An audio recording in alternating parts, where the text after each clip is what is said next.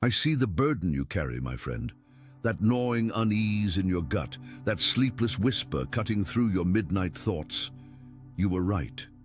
Not paranoid, not oversensitive, not too much. Right. That instinct screaming warnings about a specific person in your orbit, that wasn't weakness. It was your will to power, refusing to bow before a predator wearing the mask of friendship. Your soul recognized what your mind tried to rationalize away. Someone is actively working to deceive you, to drain your vital force, to vampirize the very essence that makes you dangerous to their mediocrity. You are not here by accident. The algorithm didn't randomly serve you this message. The cosmos did. There is a war being waged for your destiny, and this is your battle intelligence, delivered not from the heavens of fairy tales, but from the cold, aristocratic reality of existence itself. Life is will to power, and those without it seek to leech it from those who do. The discomfort crushing your chest, that's your body's ancient wisdom, older than language, screaming what your domesticated mind was trained to ignore. You've been taught to call this anxiety.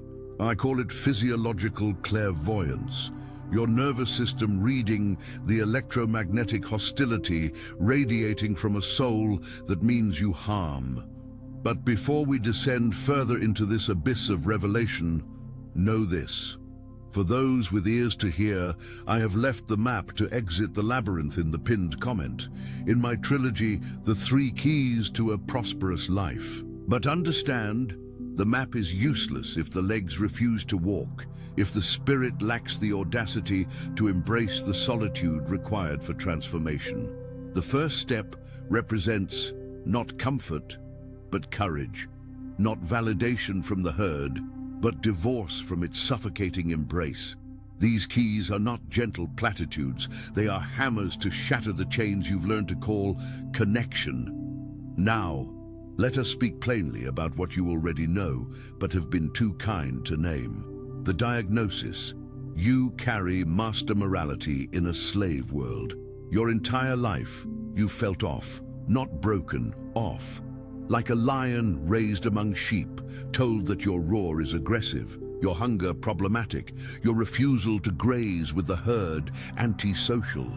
This person you're thinking of right now, yes, that one, the one whose name makes your stomach clench. They embody the very essence of what Nietzsche called ressentiment. They are a creature of slave morality, and you, my friend, are their mirror, their accusation, their living reminder of everything they are not. Let me be surgical. They do not hate you because you failed them. They hate you because your existence is an indictment of their cowardice. Your authenticity makes their performance visible. Your growth makes their stagnation unbearable. Your refusal to play small makes their smallness impossible to ignore. And so, like all creatures of resentment, they have done what the weak always do. They've weaponized care. They've dressed sabotage in the language of concern. They've wrapped manipulation in the aesthetics of loyalty. This is not paranoia. This is genealogical analysis. When you understand the mechanics of slave morality, you see the pattern. The weak cannot create values from strength, so they invert them. Your independence becomes selfishness. Your boundaries become coldness. Your discernment becomes judgment. They need you diminished because your vitality is a standing rebuke to their nothingness. And here's the twist that will make your blood boil once you see it. They know they're doing this, not consciously perhaps, but their body knows. Their spirit knows. That's why they can smile at you while texting your enemies. That's why they can hug you while plotting your isolation. You've been wondering, why do I keep attracting these people? Let me tell you why. Because you haven't yet learned that spiritual aristocracy requires fortress walls, not open doors. You've confused compassion with weakness, generosity with self-betrayal. You've given your pearls to swine, and now you're shocked that they've trampled them and turned to attack you. The herd does not want your gifts. It wants your submission. This person is not an anomaly. They are a teacher.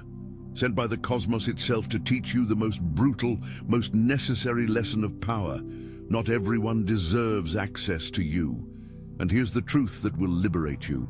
This person was never sent by fate to help you. They were permitted as a test of your discernment, and you are now passing it. The fact that you're here reading this means your spirit has finally had enough. The tolerance that once seemed virtuous now reveals itself as self-harm. The patience you extended has curdled into complicity with your own diminishment. Your higher self is screaming, "Enough." The genealogy of your wound, the scapegoat mechanism. But let's go deeper. Why you? Why does this keep happening? To understand this, we must excavate the archaeology of your pain. You were likely the different one in your family system, not louder necessarily, but clearer. You saw the unspoken truths, felt the toxic undercurrents, sensed the rot beneath the performative harmony. And for this crime, the crime of seeing, you were made into the scapegoat. The family needed someone to carry their collective shadow, someone onto whom they could project their unprocessed shame, rage, and weakness. You were elected, not because you were the problem, but because you were strong enough to survive being made into the problem. This is how tribal morality functions. It requires sacrifice. Someone must be cast out so the group can maintain its fragile cohesion. The scapegoat is always the one who threatens the comfort of lies. You spoke truth. You became difficult. You set boundaries. You became selfish. You pursued growth. You became arrogant. The herd's favorite weapon is linguistic inversion. They call your strength weakness, then demand you prove your strength by accepting their abuse without complaint. And here's the generational curse you're breaking. You internalize this role. You learn to accept cruelty as love. You learned to call exploitation sacrifice. You learned that your needs were negotiable while everyone else's were sacred. You became the emotional landfill for people who refused to do their own inner work. This current betrayer, they smelled that wound on you. Predators always do. They located the scar tissue from your childhood and pressed on it, knowing you'd been trained to endure. But your body knows better. That nausea you feel around them, that's not anxiety, that's wisdom. Your gut is lined with more neurons than a dog's brain. It's your second consciousness, and it's been screaming warnings your socialized mind kept overriding. The ancient part of you, the pre-linguistic mammalian self, recognizes threat before your neocortex can rationalize it away. You've been feeling sick around this person because they are poison. Your biology is trying to expel them, but your psychology, trained in self-abandonment, keeps swallowing the toxin. This physiological revolt is sacred. It means your body hasn't given up on you, even if your mind has been colonized by the herd's values. The exhaustion after seeing them, that's energetic vampirism. The confusion after your conversations, that's gaslighting, creating cognitive dissonance. The heaviness in your chest, that's your soul bearing weight it was never meant to carry, their darkness. Let me tell you what this person has been doing in the shadows, what your spirit already knows, but your kindness kept you from naming. They have been studying you, not to understand you, but to use you. They've catalogued your vulnerabilities like a con artist maps a mark. Every secret you shared became ammunition. Every insecurity you revealed became a button they could push. Every dream you confessed became a target they could sabotage. And here's the part that will enrage you once you see it. They aligned with someone who already betrayed you. Yes, those chance encounters between them and your former friend, partner, colleague, orchestrated. Those random moments they happened to mention that person. Reconnaissance. They've been building a case against you, trading intel, constructing a narrative where you are the problem. Why? Because if they can make you doubt yourself, you'll stop trusting the very instinct that sees through them. This is the warfare of the weak. They cannot defeat you in open combat, so they weaponize intimacy. They position themselves as confidants while serving as double agents. They mirror your values while secretly despising them. This person has been performing empathy, performing because genuine empathy would make what they're doing unbearable. But slave morality has no conscience toward the privileged. And in their eyes, your authenticity, your growth, your refusal to stay small, all of it marks you as privileged, as someone who deserves to be taken down a peg. You are not imagining this conspiracy. You are perceiving it. The difference between paranoia and discernment is accuracy. Paranoia sees threat everywhere. Discernment sees threat where it exists, and it exists here. Your nervous system has been trying to tell you this person is performing friendship while executing betrayal. Their smile doesn't reach their eyes because their eyes are calculating. Their concern doesn't soothe you because it's not rooted in love, it's rooted in study. How many truths can you bear to hear right now? Because we're about to go even deeper into the realm where most people turn back, where the comfort of delusion seems preferable to the cold wind of reality. But you're different. You're here because some part of you has always known. Better to freeze in the truth than to burn in a beautiful lie. The reason this person latched onto you is because you represent what Nietzsche called ascending life. Life that creates, that builds, that overflows with vitality. And they are descending life. Life that consumes, that drains, that resents. Ascending life generates value. Descending life survives by extracting it from others. You are a creator. They are a parasite. And parasites don't hate their hosts. They need them. But they also resent them because their very survival depends on something stronger than themselves. This creates a sick dynamic. They orbit you because they crave your energy, yet they undermine you because your strength is a constant reminder of their lack.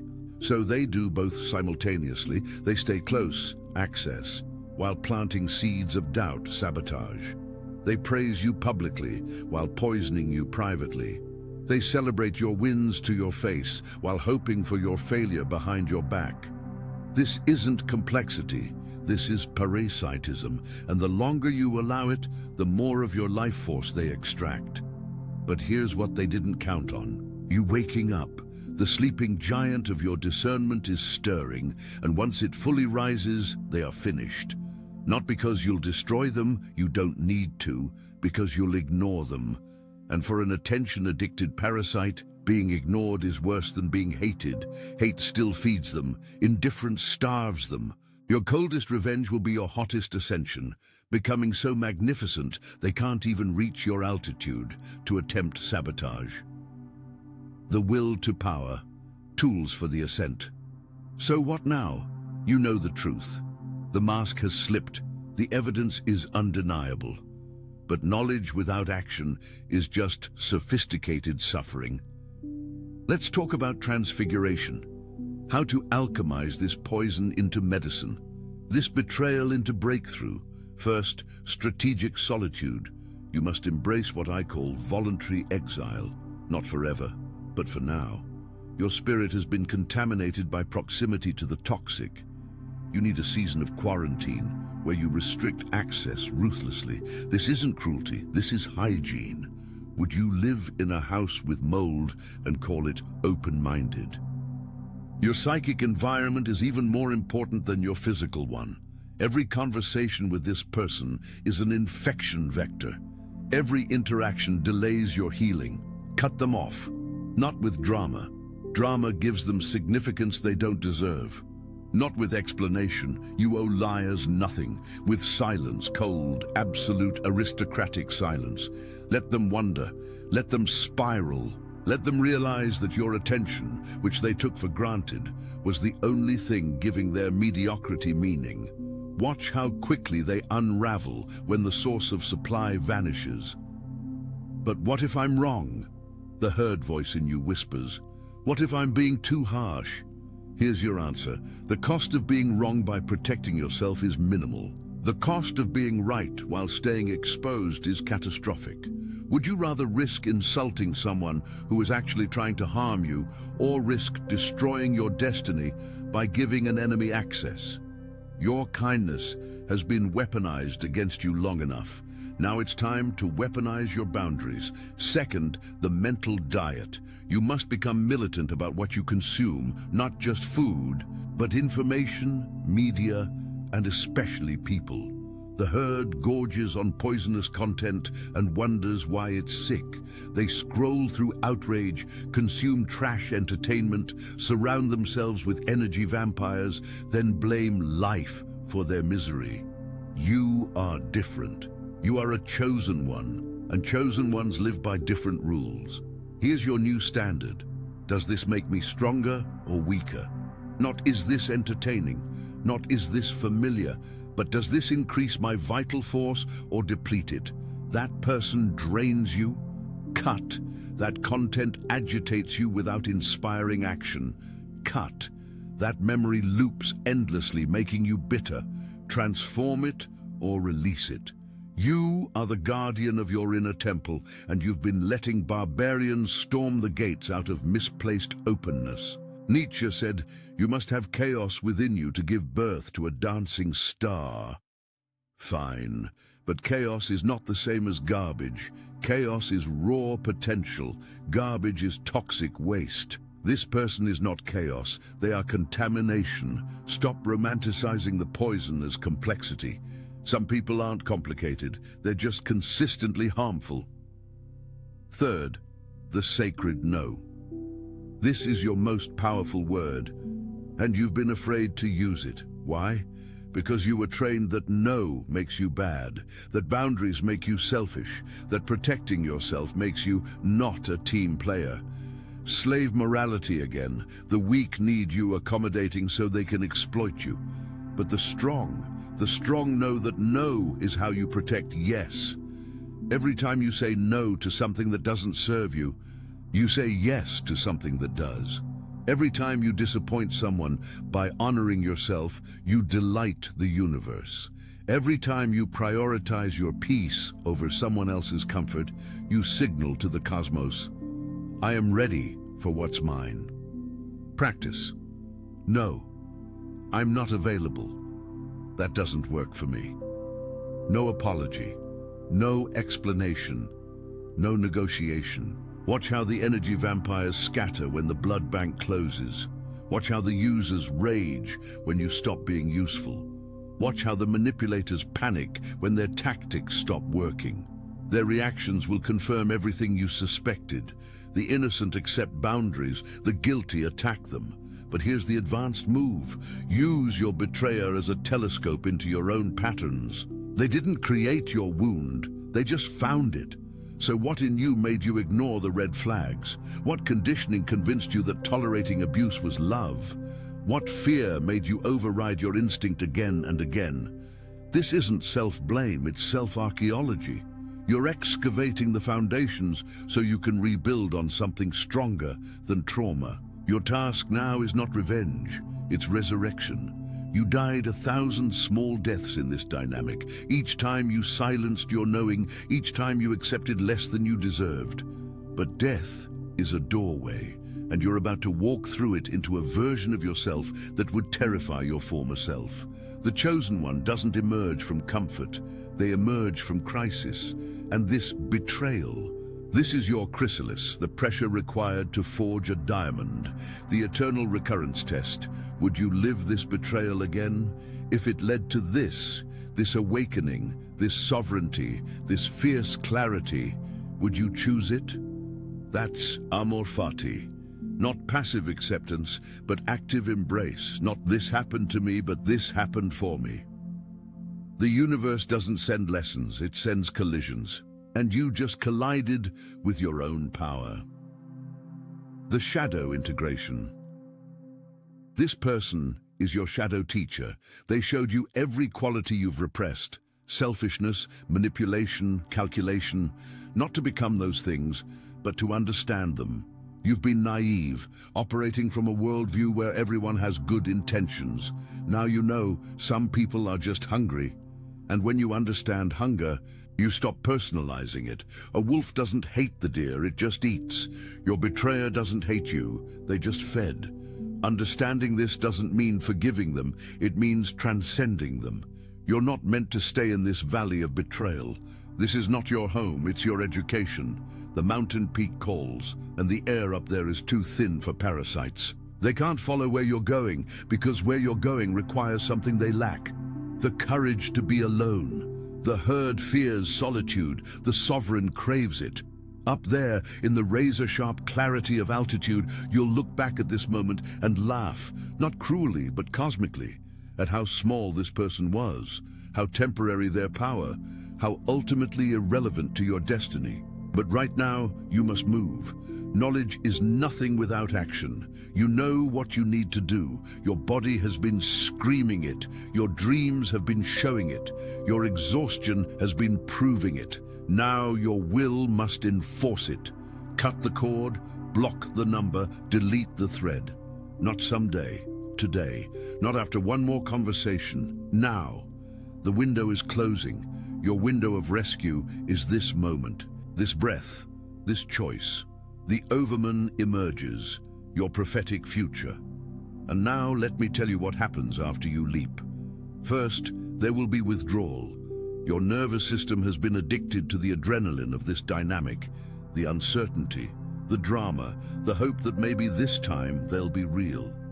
When you cut it off, you'll feel phantom pains. Your mind will generate reasons to reach out. What if they change? What if I misunderstood? What if I'm the problem? This is the herd voice trying to pull you back into the valley of the mediocre. Ignore it. Then, clarity. About 3 days in, the fog lifts. You'll wake up, and the weight on your chest is lighter. You'll breathe deeper, colors look brighter. You'll realize you haven't felt this alive in months, maybe years. That heaviness you normalized, that was their energy, their neediness, their resentment infiltrating your field. Without them, you remember who you are. Then, rage. Oh, the rage will come, and it is righteous. You'll replay moments where you knew, where your gut screamed and you silenced it to keep the peace. You'll see the manipulation tactics in hindsight, with crystalline clarity, and wonder how you ever missed them. This rage is fuel, not to seek revenge, but to never accept this again. Burn that rage as offering on the altar of your new boundaries. Let it forge you harder. Then the tests. The universe will send temptation. They might reach out with a crisis. They might send a mutual friend as envoy. They might post something designed to hook you back in. Do not bite. Every time you resist, you grow stronger. Every time you hold the line, the universe nods in approval. This is not cruelty toward them. This is fidelity to yourself. And the cosmos rewards fidelity with fortune. Then the blooming. Around week 3 or 4, you'll notice opportunities appear. The right people show up. Doors you didn't even knock on swing open. Your creative energy returns. Your health improves. Your sleep deepens. Why? Because you're no longer leaking vital force to a vampire. That energy that went into managing their chaos, absorbing their projections, recovering from their attacks, all of it is now yours to invest in your ascent. And here's the cosmic joke. They'll notice. They'll see you thriving, and it will drive them insane, because their entire strategy was predicated on you staying small. Your joy is their judgment. Your peace is their condemnation. They thought removing their support would destroy you. Instead, removing their sabotage launched you, and there's no sweeter revenge than living well while they watch from the cheap seats, realizing they bet against a champion. But you won't care, because by then you'll be in a different universe. The person you are becoming doesn't even register on their frequency, their AM radio, your quantum field, their checkers, your 4D chess. The gap will become so vast that their attempts to provoke you will bounce off your sovereignty like flies off marble. And then the real work begins. Because this was just boot camp. The betrayal was the introduction to your power, not the destination. Now you must build, not just heal. Build. Build the vision that this chaos prevented. Build the relationships this dynamic blocked. Build the empire your potential demanded, but your wounds delayed. You'll look for new allies, but with new eyes. No more open doors. Now you have gates, with guards, and questionnaires and probation periods. You'll vet energy the way billionaires vet investments. You'll protect your peace the way kingdoms protect their borders. Not because you're cold, but because you're consecrated. You've been through the fire, and what emerged isn't interested in playing small to make the insecure comfortable. The new standard. People will need to earn access through consistency, reciprocity, and resonance. No more charity cases, no more fixer-uppers, no more potential. You'll only invest in people who invest in themselves, who add to your life rather than audit it, who celebrate your light instead of trying to dim it. This isn't elitism, it's wisdom. Pearls before swine is biblical advice you should have taken seriously sooner. And here's what the weak will never understand. Your selectivity is not rejection of them, it's devotion to your calling. You are not on this earth to be everyone's therapist, everyone's savior, everyone's dumping ground. You are here to build something magnificent, and that requires ruthless curation of your inner circle. 5 authentic souls beat 500 fake followers. 1 real ally beats 100 fair-weather friends. Quality over quantity isn't a cliché, it's a spiritual law. You'll also discover a paradox. The moment you stop needing people, the right people appear. When you're complete in yourself, not arrogant but whole, you attract from overflow, not lack. The old you tolerated toxicity because you feared being alone. The new you embraces solitude because you know better alone in power than partnered in poison. This is what Nietzsche meant by the overman, not a superhuman, but a self-authored human. One who creates their own values instead of inheriting the herd's. One who says yes to their destiny, even when it means saying no to everyone else's expectations. One who lives so aligned with their truth that lying becomes physiologically impossible, not out of morality, but out of integrity with the life force itself. You are becoming that. Each betrayal was a sculptor's chisel. Each wound was a teacher in disguise. Each time you were abandoned, you learned to stand alone. Each time you were betrayed, you learned to trust yourself more than others. And now you're dangerous. Not to others, but to the old systems of control that need you small. The prophecy over your life, the one you felt but couldn't name, is activating right now, this moment. The delay is ending. The season of preparation is closing. What you've been through was not punishment, it was training. For what? For the level of influence, impact, and income that will come your way in the next chapter. You had to be forged strong enough to carry it without being corrupted by it. Here's what's coming. You're about to enter rooms you've only dreamed of. Meet people who operate at a frequency you've only felt in meditation. Access resources that make your current struggles look like pocket change. But here's the requirement. You can't bring the old baggage. You can't carry this betrayer's energy into that space. You must be clean, not perfect, but purified by the fire. That's why this exposure happened now, not later, when they could have sabotaged something bigger. Now, when the stakes are high but not yet catastrophic, the universe is merciful that way. It sends warnings before disasters. You got the warning. You're reading it right now. The choice that follows determines whether this was a close call or a collision. The eternal return. If you had to live this exact moment forever, this decision, this crossroads, would you make the choice that leads to power or the choice that leads back to comfortable suffering? Because every choice is eternal in its consequence. Choose wrongly, and you'll repeat this pattern with a different face.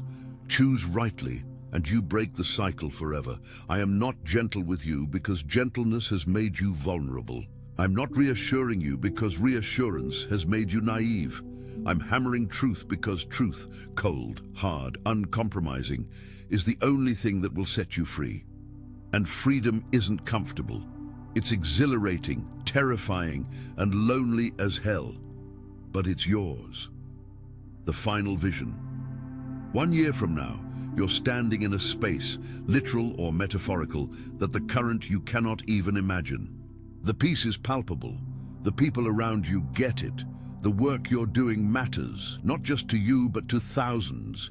Your bank account reflects your value. Your body reflects your discipline. Your energy reflects your boundaries.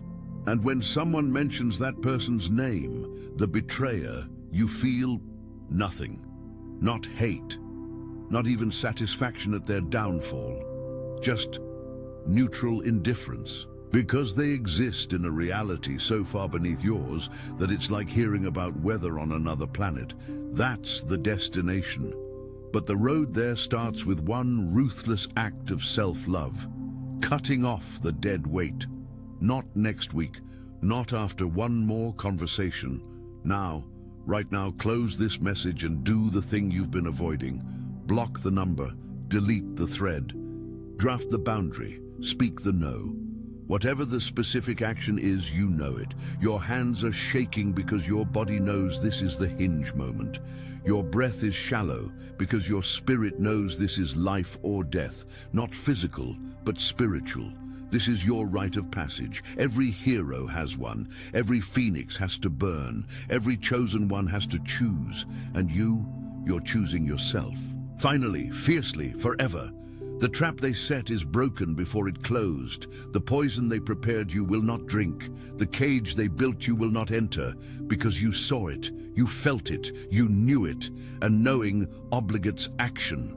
Do not be surprised when they rage at your distance, when they play victim, when they recruit others to check on you.